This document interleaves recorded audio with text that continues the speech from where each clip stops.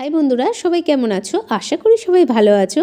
প্রথম আইবুড়ো ভাত মেজমাসির বাড়ি খাওয়ার পরে দ্বিতীয় আইবুড়ো ভাত খেতে চলে গিয়েছিলাম মধুমিতাদির বাড়ি। আর যেহেতু মধুমিতাদির বাড়ি আর আমার বাড়ি বেশ কাছেই, তাই আমি সাইকেল নিয়েই চলে গিয়েছিলাম মধুমিতাদির বাড়িতে। আর এটাই হলো মধুমিতাদি।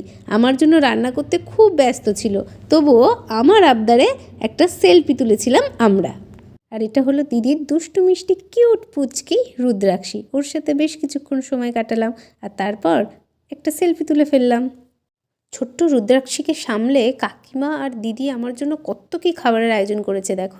ভাত, আলু ভাজা, মাছের মাথা দিয়ে ডাল, কাতলা কালিয়া, পাবদা মাছের ঝাল, চাটনি, পাঁপড়, সিমুই যেটা খেতে আমি খুব ভালোবাসি, আর ছিল নলেন গুড়ের রসগোল্লা, মোয়া এবং দই। খাওয়ার পর দিদি আমাকে সুন্দর কুর্তি আর লকেট সমেত চেন দিয়েছিল।